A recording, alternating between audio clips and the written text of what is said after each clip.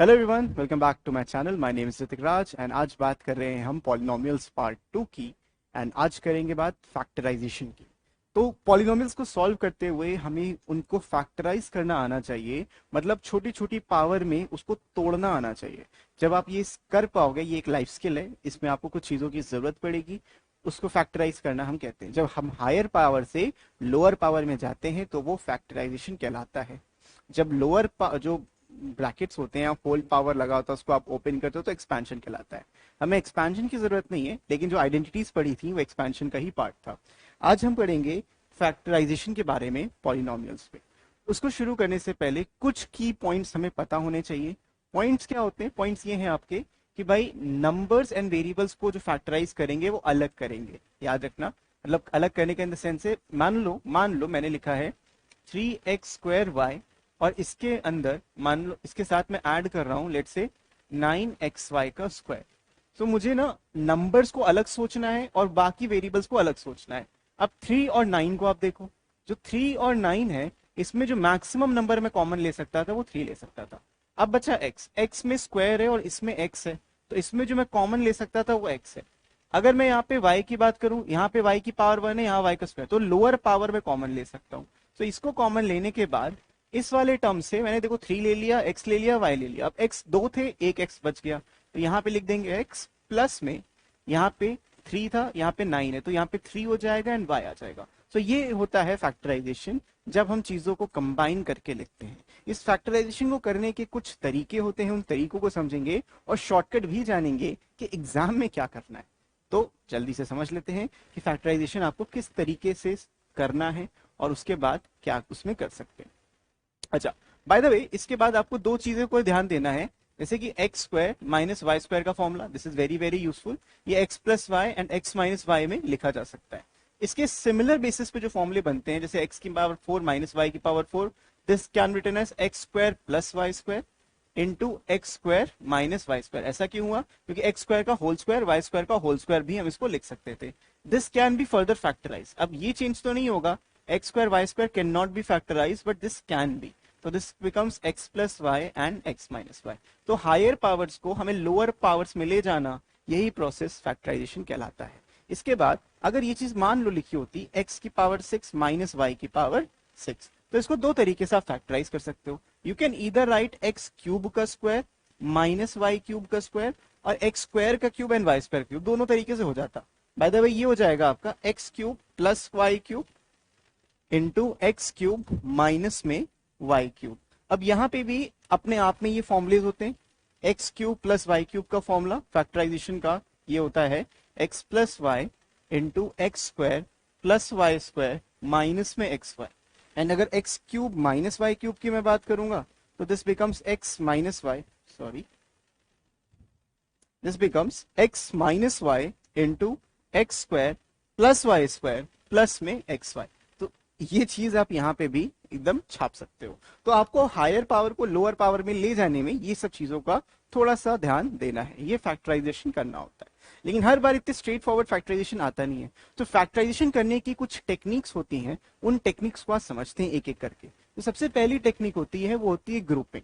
तो जब भी ग्रुपिंग की यहाँ बात करते हैं, हमेशा two terms at a time लेके हमें चलना है। लेकिन ये जो टेक्निक है तभी काम होती है जब दो टर्म्स एक्चुअली में एग्जिस्ट करें। जैसे यहाँ मतलब कि दो टर्म्स साथ में एग्जिस्ट कर सकते हैं। अगर तीन ऑड नंबर ऑफ टर्म्स होंगे तो ये दिक्कत करेगा, ये आपको दिक्कत करेगा। मान लो यहाँ पे चार टर्म्स हैं, they are even number of terms, they are four terms, चार टर्म्स हैं और इवन नंबर होता है, तो दो दो को साथ में हम ले सकते हैं। इन दोनों को साथ में ले लिया, इन दोनों को साथ में ले लिया। तो ग्रुपिंग का मतलब ये होता है taking two at a time, ठीक है। अब इन दोनों टर्म्स में देखो, मेरे को मैक्सिमम कॉमन लेना था, तो मैक्सिमम इसमें एक्स स्क्वायर कॉमन आ जाएगा। इसमें एक्स क्यूब था, एक्स स्क्वायर मैंने ले लिया, एक्स बचा। इसमें एक्स स्क्वायर था, 3 बच गया, तो एक्स प्लस 3 आ जाएगा। इस दूसरे टर्म्स में, इन दोनों टर्म्स में आप देखोगे तो -6 आपको कॉमन मिल रहा है, तो -6 कॉमन मिला। यहाँ पे -6 ले लिया तो x बचा, और यहाँ पे आपने -6 ले लिया तो अगेन +3 बच जाएगा। अगेन आपके पास भाई ये एक पूरा टर्म है, ये एक पूरा टर्म है, मल्टीप्लीकेशन में ये पूरा टर्म कहलाता है। अब इन दोनों ही टर्म्स में मेरे पास x प्लस 3 कॉमन था, और मेरे पास यहाँ पे आ जाएगा एक्स स्क्वायर माइनस का 6। This is the factorised form, this is the factorised form. अगर इस तरीके से लिखना है। This can be further factorise √6 plus minus √6 लिख सकते हो, बट हम यहाँ पे इसको छोड़ सकते हैं। तो ग्रुपिंग इस तरीके से आपको करनी होती है। दूसरी चीज ये, अगर इसमें लाइक अनलाइक पावर्स हैं, वो चीज मैंने आपको भाई बता ही दी है।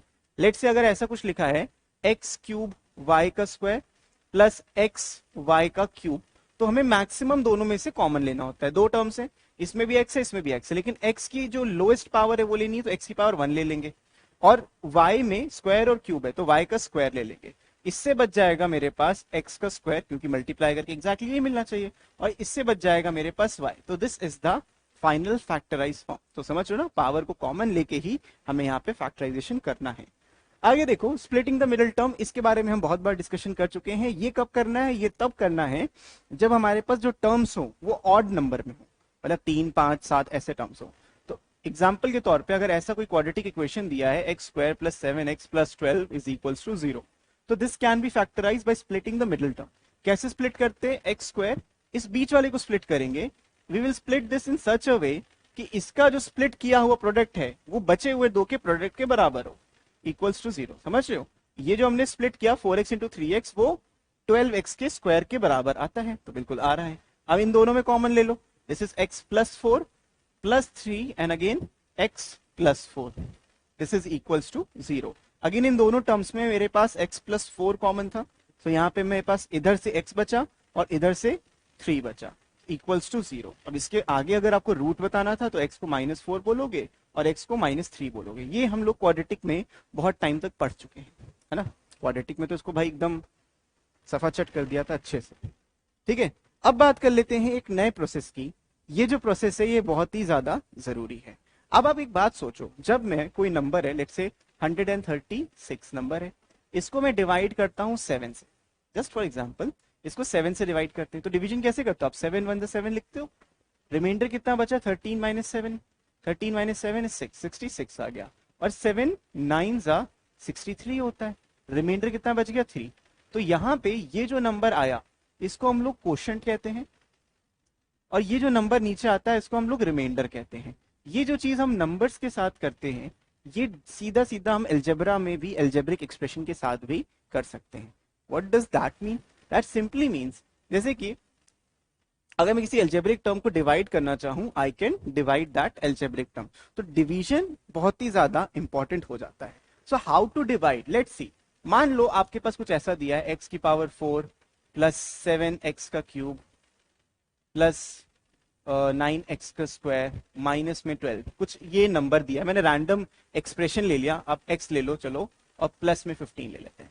कोई बड़ा सा एक्सप्रेशन मैंने ले लिया और इसको मेरे को डिवाइड करना है let's say with x² + 5x के साथ। जस्ट फॉर एग्जांपल ये ले रहा हूं, x² + 5x के साथ मुझे इसको डिवाइड करना है। तो डिवीजन इसको करना कैसे वो समझते हैं। जो लीडिंग पावर होती है उस लीडिंग पावर को ध्यान में रखते हुए हम यहाँ पे डिवाइड करते हैं।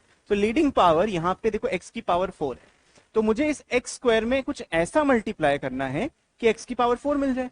तो सीधा सीधा आप क्या x² को मल्टीप्लाई करोगे। जब आपने ये x² मल्टीप्लाई किया है, मतलब x² को यहाँ पे लिया है, तो ये जो चीज है इससे पूरा मल्टीप्लाई होगा। सो x² × x² x⁴ देगा, 5x × x² आपको 5x³ देगा, और हर स्टेप में आपको साइन चेंज कर देने हैं। माइनस है तो प्लस, प्लस है तो माइनस, ये चेंज होगा। तो यहां बच गया आपके पास 2x³ प्लस में एक टर्म नीचे आ जाएगा 9x²। नेक्स्ट टाइम में मुझे अगेन लीडिंग कोफिशिएंट पे ध्यान देना है। यहाँ पे 2x³ है और यहाँ पे x² है, इसमें क्या मल्टीप्लाई करूं कि मुझे ये चीज मिल जाए। So what will I multiply? I will just multiply plus में 2 टाइम्स ऑफ x। तो 2x मल्टीप्लाई किया, इससे कर देंगे। So x² × 2x will give me a 2x³ और 5x × 2x will give me a plus में 10x। करेक्ट? अब इसमें साइन चेंज कर लो, साइन चेंज किया, मेरे को मिल गया माइनस में x²। ठीक है, माइनस में x², ये वाला टर्म पूरा नीचे आ जाएगा, माइनस में 12x। सो इसमें क्या मल्टीप्लाई करना है? सीधा सीधा -1 को मल्टीप्लाई करोगे। जब आपने -1 को मल्टीप्लाई किया, यहां आपको मिलेगा माइनस का x² एंड माइनस में 5x। करेक्ट? ये आ जाएगा, तो ये प्लस साइन और ये भी plus sign, this cancel out, आपके पास बचा -7x प्लस में 15। अब इसके आगे आप नहीं कर सकते। क्यों नहीं कर सकते? उसका रीजन क्या है? इसलिए नहीं कर सकते क्योंकि एक बार ये जो नंबर होता है, वो यहाँ पे जो नंबर होता है, अगर वो इससे जो डिवाइड कर रहा है उससे छोटा आ गया, तो इसके बाद डिवीजन नहीं करते। तो यहाँ पे जो पावर थी वो स्क्वायर थी, यहाँ पे जो लास्ट पावर आई है वो 1 आई है, x की पावर 1, तो इसके बाद हमें डिवीजन नहीं करना। तो भाई ये हो गया हमारा क्वेश्चन और ये हो गया हमारा रिमाइंडर। ठीक है, तो दिस इज द स्किल जो हमें आनी चाहिए, डिवीजन करना बहुत ही ज्यादा इंपॉर्टेंट है अलजेब्रा में। ओके, अब डिवीजन का यूज कहाँ है? डिवीजन का यूज है फैक्टराइजेशन में। अब फैक्टराइजेशन में किस तरीके से करना है? ऐसी क्यूबिक इक्वेशन ना आपको बहुत परेशान करती है, क्योंकि आप यहाँ पे तो भाई क्या करोगे, एक्स स्क्वायर कॉमन ले सकते हो, इसमें क्या कॉमन लोगे, कुछ भी कॉमन नहीं आएगा। तो ऐसे चीजों में हमें ना फैक्टराइज करना आना चाहिए। We know how to factorise these things, कि फैक्टराइज हो भी सकता है कि नहीं हो सकता। सो हमें यहाँ पे क्या देखना है, हमें देखना है इस फ्री टर्म को, फ्री मतलब कांस्टेंट टर्म को। अगर आप फ्री टर्म की भाषा नहीं समझ पा रहे हो तो इसको हम क्या बोलते हैं, इसको हम लोग कांस्टेंट वैल्यू भी बोलते हैं। तो जो भी इक्वेशन के अंदर कांस्टेंट होता है, इस केस में क्या है, ये 10, ये जो 10 होता है, look for factors of 10, look for factors of this constant. ठीक है, इस कांस्टेंट में हमें फैक्टर्स देखने हैं इसके। तो एग्जांपल के तौर पे भाई जो 10 के फैक्टर्स हैं कितने आएंगे, 1 2 5 एंड 10। अब इनमें से इसका एक रूट जरूर कोई होगा, इनमें से एक रूट जरूर होगा। रूट क्या होता है, रूट वो वैल्यू होती है जो आप यहां रखो और लेफ्ट हैंड साइड 0 हो जाए। रूट वो एक्स की वैल्यू होती है जो आप यहां रखो और एक्स ये पूरा 0 हो जाए। अब आप नोटिस करो, अगर मैं सीधा सीधा यहाँ पे x को 1 रख दूं, if I put this x is equals to 1, तो ये देखो 1 -4 -7 +10, तो 1 + 10 11 11 -0, तो x equals to 1 is a factor, is a root कह सकते हो, is a root of equation. और क्वाड्रेटिक में चिल्ला चिल्ला के मैंने आपको ये बताया, अगर ये रूट है then x -1 is a factor of equation, is a factor of equation. तो एक बार हमें अगर ये फैक्टर मिल जाएगा तो हम बाकी के फैक्टर्स भी निकाल सकते हैं। एक फैक्टर मिल गया, मे बी वो इमेजिनरी हो, मे बी वो रियल हो, वो इसके बेसिस पे निकल जाएंगे। हाउ? क्योंकि किसी भी फैक्टर से आप नंबर को डिवाइड करते हो, अगर किसी नंबर को उसके फैक्टर से डिवाइड करते हो तो रिमाइंडर 0 मिलता है। उसी तरीके से यहाँ पे भी अगर आप इस फैक्टर से इस इक्वेशन को डिवाइड करोगे तो रिमाइंडर 0 मिलेगा, तो रिमाइंडर तो कुछ रह नहीं जाएगा, और जब रिमाइंडर नहीं रह जाएगा तो फैक्टराइज करना तो आसान हो जाता है। तो यहाँ पे आप देखोगे, यहाँ पे मुझे करना क्या है, मुझे करना ये है कि just have to write x -1, ये डिवाइड करेगा, किसको करेगा, इस पूरे को डिवाइड करेगा, x³ -4x² माइनस में 7x + 10, इसको ये डिवाइड करेगा। अब एक देखो भाई, यहाँ पे था x, यहाँ पे था x³, क्या मल्टीप्लाई करने का, x² मल्टीप्लाई करने का। सो x इंटू x² x³ हो गया, और ये नंबर भी करना है, -1 इंटू x इज माइनस का x²। हर स्टेप में साइन चेंज हो जाएंगे, ये कैंसिल आउट हो जाएगा, ये बच गया -3x² माइनस में 7x। ठीक है, अब क्या मल्टीप्लाई करें कि ये -3x² मिल जाए, ऑब्वियसली -3x को मल्टीप्लाई कर लो, राइट। x इंटू -3x मुझे -3x का स्क्वायर देगा, और -1 इंटू -3x प्लस में 3x देगा। अब यहाँ पे साइन हो जाएंगे चेंज, और ये हो गया कट, और यहाँ पे बचेगा माइनस का 10x प्लस में 10। बात समझ में आई? अब इसमें क्या मल्टीप्लाई करें x में कि -10x मिल जाए, डेफिनेटली -10 को मल्टीप्लाई करते हैं, करेक्ट। -10 को आपने मल्टीप्लाई किया, सो आपको यहां मिल जाएगा माइनस का 10x और प्लस में 10। तो कुछ भी भाई यहाँ पे साइन चेंज होंगे, प्लस हो जाएगा, ये माइनस हो जाएगा, ये और ये दोनों गायब, तो ये हो गया खाली।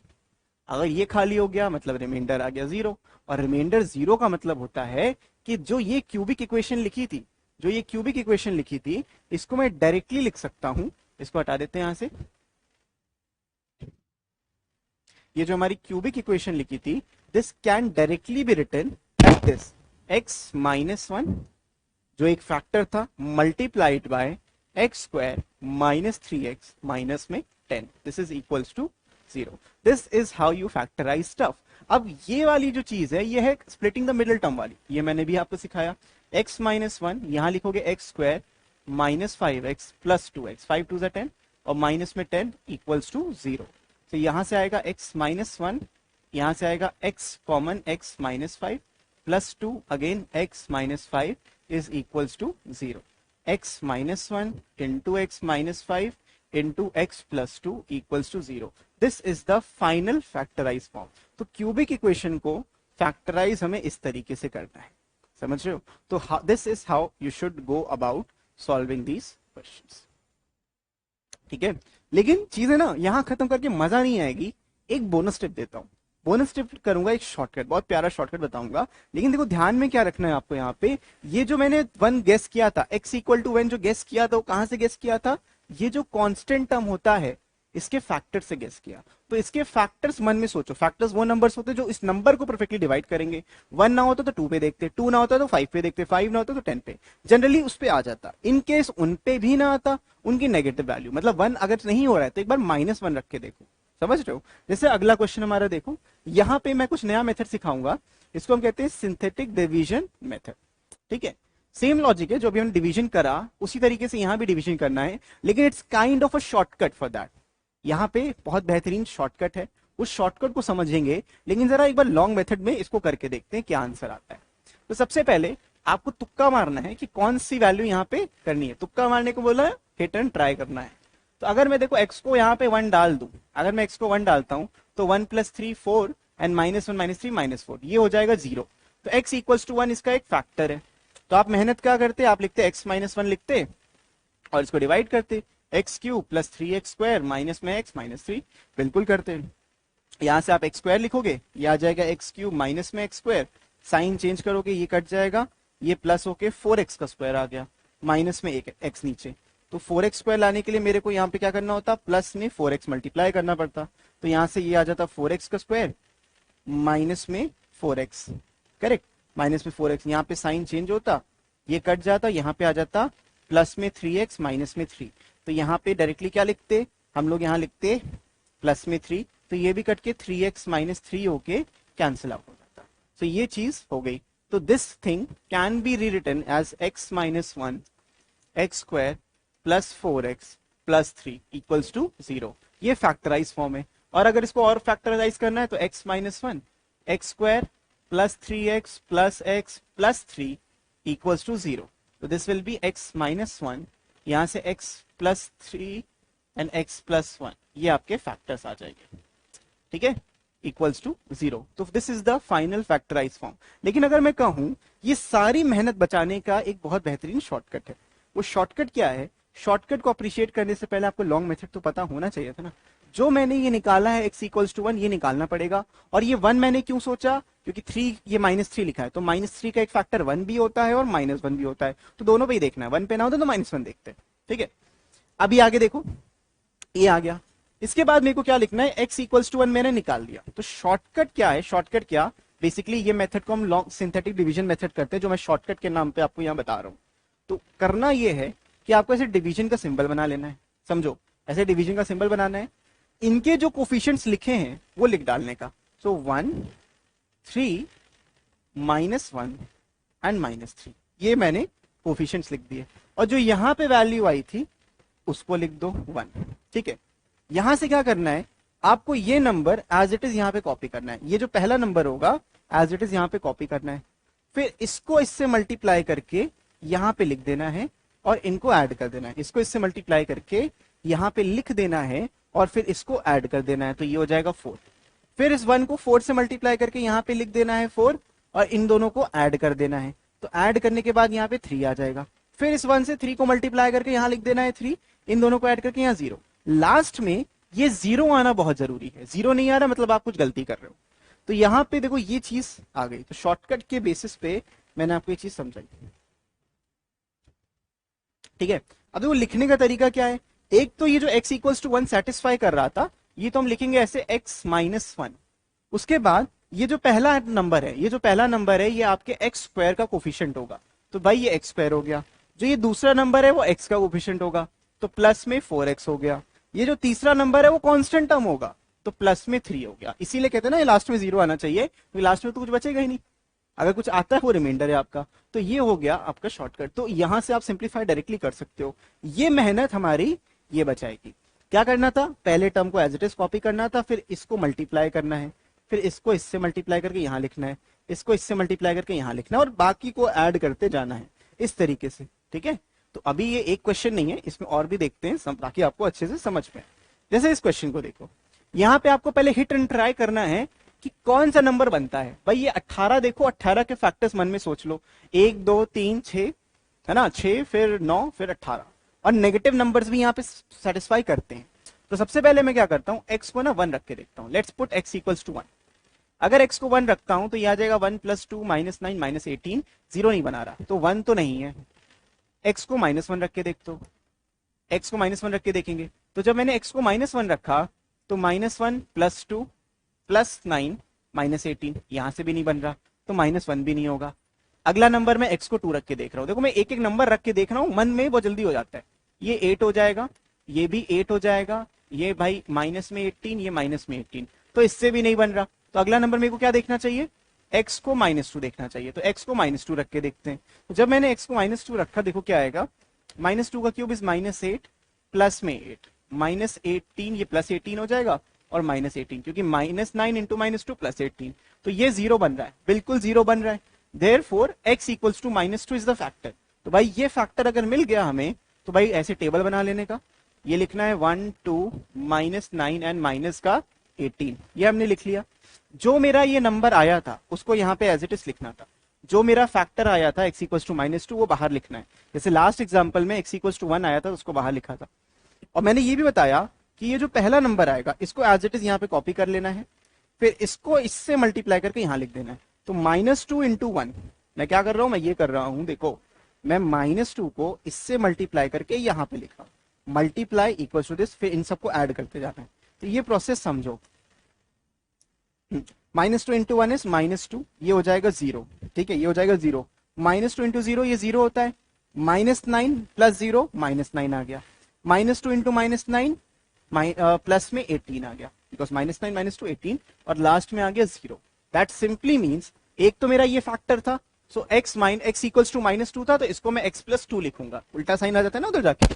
और यहां से मेरे पास x² का कोफिशिएंट 1 है, x कुछ नहीं है, नंबर के साथ 0, ऐसे लिख दे रहा हूं, प्लस में 0x और माइनस में 9, तो इसको जरा तमीज से लिख लेते हैं, x + 2 into x² -9। This can further be factorised, x + 2 x -3 and x + 3, ठीक है।